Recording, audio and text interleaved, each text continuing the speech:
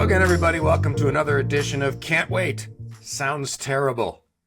We are sponsored by a new sponsor, Wailing and Lamentations. It's a perfect fit for our brand of Can't Wait Sounds Terrible. That's Natalie. That's Eleni. That's Patrick. He's in prison. Last week he was filling in on MSNBC. I don't know what's better. How did that go for you, by the way? You were hosting the Rachel Maddow show. I tripled the viewers. We got 3 viewers as a result because my mom and my brother tuned in. Producer Grace, you can't see her, but she's pressing the buttons and making sense of this mess, and we'll put together a podcast out of this somehow. We love to talk Chicago and Illinois politics and the media, and let's start today, team, with the media, because the media's existential threat meter continues to move more and more towards the red zone, the danger zone. Nationally, of course, we've seen what Jeff Bezos and the Washington Post have been up to. Not good. And then you've got the president's lawsuits for $11 billion against just about every national media outlet possible. But meanwhile, here locally, Alden Global Capital, the investment fund that owns the Chicago Tribune, is now trying to acquire the suburban Daily Herald newspaper, but it could be in for a fight. So Alden ran full-page ads in their legacy media outlet, the Tribune, stating their desire to buy the Daily Herald. Daily Herald, the Paddock family is trying to exit. The ad declared its desire for the Herald, and the Herald, this is a little bit of a come down for them. For many years, Natalie, you'll remember this as a geriatric millennial. Is that what you've been called? Yeah, you definitely just aged me there. The Daily Herald was kind of Call Daryl in HR, please. the Herald was held up as the news organization that was doing it right in the Chicagoland area for sure. It always was kind of surging in readership while the Sun-Times and Tribune had their ups and downs. They always did a little bit more with less. They covered a wide array of local communities, and they've been experiencing cutbacks and increased costs and loss of readership like everybody. So Alden is known as a aggressive cost cutter, and one of the people that really called attention to this ad was friend of the pod, Greg Pratt, who is a investigative and political reporter at the Tribune, and also I believe he's still involved with their union of the reporters and editors there. The ad said, "We at the Chicago Tribune can pay the highest price to acquire Paddock, 30% more than anyone else. We can also offer the best employment terms for Paddock's employees." What do you think of that, Natalie? I think history will tell that that doesn't always turn out to be true. Though I will say anything to help local journalism survive, but it's slim pickings, as we've seen with even the billionaire Jeff Bezos can't figure out a way to Amazon the Washington Post. So it's troubled times for local journalism.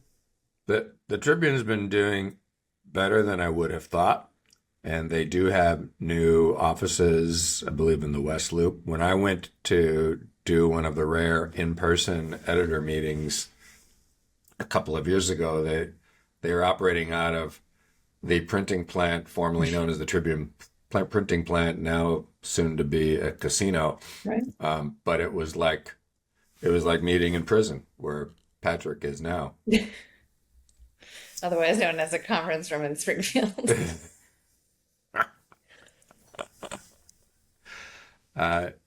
Eleni, Alden tried the same thing with the Dallas Morning News and also Lee Enterprises and the Post-Dispatch, and their reputation failed. Now there's this Strengthening Community Media Act that passed in Springfield a couple of years ago that doesn't do a whole lot other than give more notice to newsrooms and nonprofit organizations to maybe step in. Yeah, I mean, unfortunately, this isn't surprising, I think, of a move for Alden. And I think we're going to see, I hope that we will see another fight because, these local journalists, as we all know and work with and are friends with, it is a very difficult time right now. And just the unknown of their careers that they've been working on for so many years is a difficult pill to swallow. And so I think whatever, even if it's an act in Springfield, a law, and we can laugh all day about what gets passed or doesn't get passed in Springfield, but even if it's a little something to strengthen what they're trying to do, we should do it. So the venerable suburban news outlet, almost ex-urban, Shaw Newspapers, which does a pretty thorough job, a little bit more homegrown, is also seen as a bidder. So we'll see how that shakes out. Our thoughts are with those Daily Herald editorial staff who, by and large, do an excellent job. Speaking of layoffs, at City Hall, according to the Tribune's Jake Sheridan, a series of layoffs targeting custodians have sparked a little dust-up between the mayor and the alders. The Johnson administration has pinned the recent firings of 9 custodians. Only in Chicago does the firing of 9 custodians become a political fight. He blames the alders who passed a budget over his sort of objection, not approval. If you'll recall, go back to a previous episode, a couple of episodes ago. But it seems, as the Tribune pointed out, the details of the city's budget process show all sides had a hand in making decisions that led to the custodians getting laid off. What do you think of that, Patrick? I was fascinated by this entire exercise. Went to the Ernst & Young report because I want to know how on earth $12 million can be saved by firing 9 janitors. And if this is in fact 100% accurate, perhaps we should economize the $750,000 a year janitorial position, or contract, I should say, because I don't think that the rank and file are taking home the $750,000 per position as reported. So I hope we'll get to the bottom of these $750,000 a year janitors, where they are. I'm actually, if those are in fact true, and there's such great union protections for these, I'll be giving my notice. I don't mind picking up other people's trash. Anytime. We do this for a living anyway. It's just a different form of trash and refuse collection. So, I could put these AirPods in all day, listen to some music, and, I'm down. I'm down to clean. So let's get to the bottom of this. But I do feel sorry for those that are laid off. But this would appear to be gamesmanship in the administration of local government. Yeah. Years ago, the Chicago Public Schools fired their custodial staff and brought in outsourced providers, and there were complaints all through the system of dirty schools. So you may feel a little bit grungy when you walk through City Hall today, but just imagine without those 9 custodians. In some ways, Eleni, if the mayor had announced he was firing 1,000 people to balance the budget, it probably would create less news in the Tribune and other political reporters than 9, which is, I don't know, it's somehow the smaller number is more personal to readers and alders. Well, yeah, it creates 2 things. One is definitely more personal. Why these 9? Why are you singling them out? But then on the flip side, it brings Patrick's concerns of, wait, how are these Why? 9 filling this. 750 grand. And to The ones that gotta go first. And to Patrick's point, like we will be submitting a joint resignation letter. I think all of us I don't know if anyone's going to be working here anymore if that's the case. One of the many jobs I worked my way through school doing was, it would be a promotion to say I was a custodian. I was a janitor, and I was really bad, really bad. So you think it's easy? It's not. Anyway, thoughts and prayers to the custodians everywhere, that they get some respect, and the people up top ought to give them a break. So the teachers are Your gearing segues up again. today are Yes. unbelievable.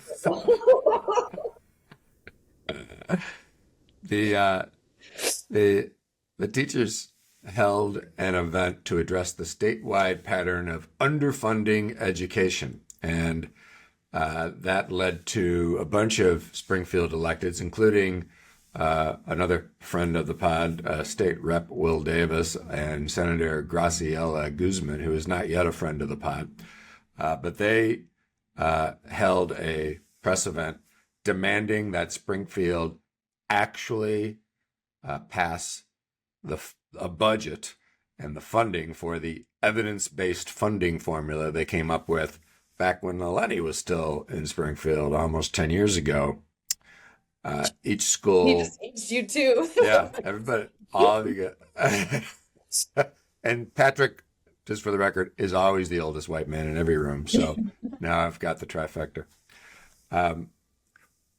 And way back in the Edgar days, when I was a little bit more active down there, and George Ryan, there was a different funding formula of the majority of the school district budgets were supposed to be funded by the state. The state has never, and that's required by the Constitution. The state has never delivered. They've gotten close. Some years, governors have been able to throw some extra money towards education, but we've never lived up to the promise of the state constitution or the evidence-based funding formula. So it's not like they don't have a point. But Eleni, what's your history with this issue? Well, it was a long time ago, so And yet not a gray hair. I mean, I vividly recall those negotiations, having been a part of them. It was the one time where I would say there was a bipartisan agreement on the formula that eventually got passed and was applauded, and everybody was there to take pictures and whatnot. But, I think also when we talk about evidence-based funding, like things continue, there's just been so much change just in these last 10 years alone. And that always factors in, not just to the evidence-based funding formula, but where the state needs to send money. And and I'm not suggesting school is not where they should go, where it should go, because I think we all believe it is top of the list. But, we just continue to be in these, and I was saving this for sounds terrible, so I will keep it close. But, we're going to be hearing a lot of that next week at the governor's budget address once again. And so it'll just be interesting to see what the new priorities are this year, which I'm assuming will be very nationally focused. I wonder why. Natalie, Representative Davis pointed out that the governor is, quote, prioritizing big sums of money in other areas, and said that if we've been comfortable with that, we should move out of that comfort zone. It's a little bit of a throwdown from the House Democrat. Yeah, I think that's his happy place. I think he likes to be sort of the loudest voice in the corner. And, good on him for agitating for good causes. But I think if you look across the board, a number of my clients are in this position where they're doing more with less. And that's just, unfortunately, the situation most of us in this state find ourselves in. It's structural, it's historic. I think good on Illinois for being ahead of the federal government in not doing what the Constitution requires you to do. So we were first. Pritzker can use that. But Ooh, yeah, I mean, it's zing, hmm? zing. Yeah, me and Will Davis. I just think, it's blood from a stone. We're in a really incredibly difficult situation. The feds are squeezing us for more money. Donald Trump just rejected funding for flood victims in Chicago from last summer. Like, so it's unfortunately just more of the same. I don't know what we need to do to get out of it. That's for a pay grade higher than me, probably one of the janitors with $50,000. But I think in Eleni's case, they're going to look for cuts at her school first. So It's true. So, there's no good answer, and good on them for agitating. But I just don't know what the solution is. Oh, I got it, team. It's going to bring everything together. It's like Dennis's edible garbage idea. We create a lottery because the lottery is going to solve the funding problem. It's going to be a special scratcher game called the Kirk Dillard Edgar Pension Ramp, and you can scratch it off, and one lucky ticket will win you a prize in 2070. Okay, what in 2070 you'll get a prize, but we can just use all the money from the Edgar Ramp special scratcher lotto ticket, and that'll just take care of everything. That's like the there worst dad joke I've ever heard. yeah, hopefully Patrick can make it to Hardee's to meet the rest of his guys and go over solving the state's problems. The So, geriatric millennials will meet you. yeah, right. So, speaking of pensions, thank you for the segue, There we Patrick. go. According to the Sun-Times and the Tribune, top mayoral aides assured the city council on Monday that the full $260 million advance pension payment will be made, and that Mayor Brendan Johnson's decision to make that payment in 2 installments to ease a cash flow crunch will not trigger another costly reduction in Chicago's bond rating. And this is another ironic impact from the county's Tyler Technologies contract. The ramifications of this contract and the finger pointing that this gives everybody the opportunity to do is just get the popcorn. Like, which elected hasn't yet using the Tyler technology? Like, beyond even county employees, it's remarkable. So one area, Eleni, where the city could perhaps garner some new revenue, according to France Billman, is just for more Chicagoans to snitch. So, Alder Daniel Laspada of the First Ward has proposed that Chicagoans use their cell phones to provide recorded evidence of bus, bike lane, and crosswalk parking violations. I mean, I always abide by snitches get stitches. And I thought you were going to say the parking rules, but okay. I definitely don't abide by parking rules if they don't accommodate me. But yeah, I feel like karma is not good to anybody. And you're putting also, regular people in kind of a weird situation of, ratting people out. And I'm going to go with that's going to be a no. We shall see. I'd keep your head in a swivel for potential snitches out there. I would right. be top of the list for reporting. I'd be the number one reporter. So, Do you get So- a commission? Do you get a commission if you snitch? Because Crowdsourcing, yeah. Yeah. Maybe you should blow in a call to Alder Laspada. That might be a little tweak you can add to the ordinance, which moved out of his committee. So we'll see what happens there. I think snitching, Chicagoans snitching on each other, turning on each other, is another great segue, Natalie, to Sounds Terrible. Producer Grace, give us that sounds terrible, sad trombone sound. All right, Natalie, what sounds terrible to you? Oh, well, in addition to parking tickets, I probably owe. I'm fighting with my insurance company over my COVID vaccines that they rejected thanks Oh to no. they've sent debt collectors after me. I am going to take down the man though. They are gonna pay for my COVID shot. So that's my sounds terrible for the week.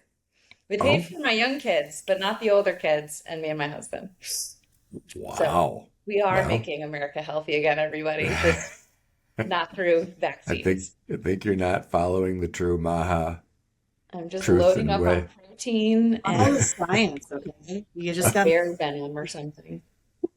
Were they not paid because they don't work? Was that the They're reason? following the I'm just U.S. kidding. They're guidelines. following the federal guidelines thanks to the MAHA movement. So I feel healthier already. I feel Secretary poorer Kennedy has got too. your back. Just take some COVID vitamins. shots are expensive, yo.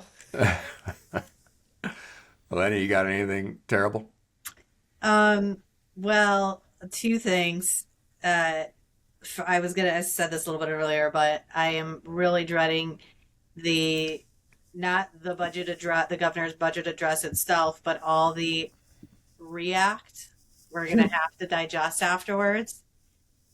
Really, really dreading having to sift through some of the commentary that's going to be out there because we all know how everybody loves to glom onto this one event for their own little media campaigns. So that's going to be very annoying. Second sounds terrible. And I feel like we got to bring this up because I got to bring this up so we can say you heard it on the pod first. Nipah virus. Is anybody else following this? No. I'm putting my conspiracy theory hat on because that's what I do in my free time.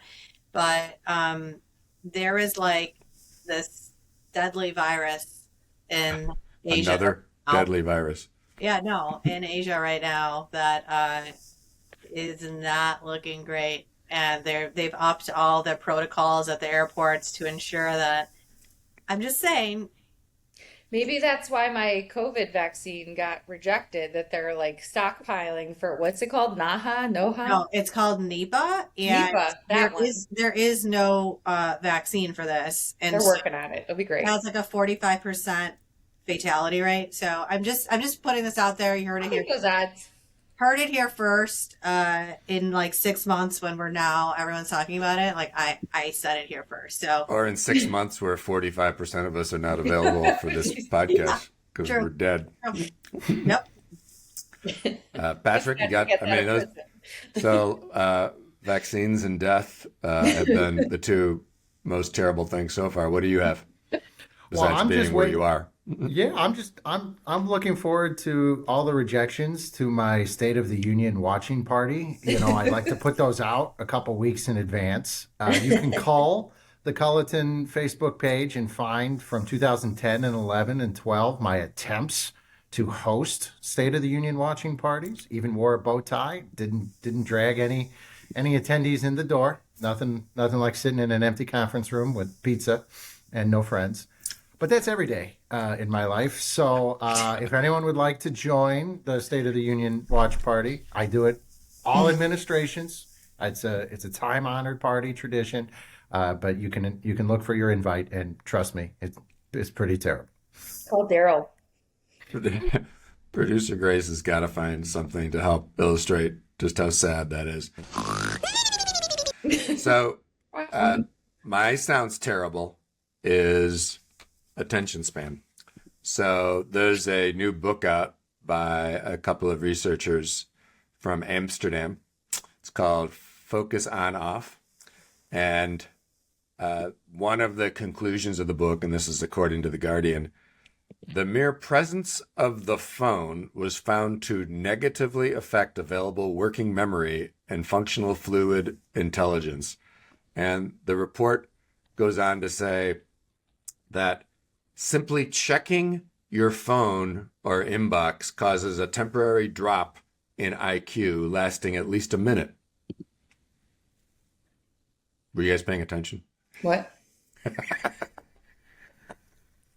We are all dumber every day, and we're certainly dumber from this podcast. And that Way. truly sounds terrible. I couldn't agree with you, Dan, that book. Ditching the smartwatch definitely helped me stay more focused in the office. We have way too many distractions, and it really does penalize workflow. There you have it. Heard it here first. Productivity. Yep. We're all Leap up. getting dumber. Go. It winds up. Let's use the old school. All right. That is enough of this jackassery. If it sounds terrible, we're going to talk about it. I can't wait. Sounds terrible. Until next time, I'm Dennis. That's Natalie, Eleni, Patrick, and producer Grace. We'll see you soon.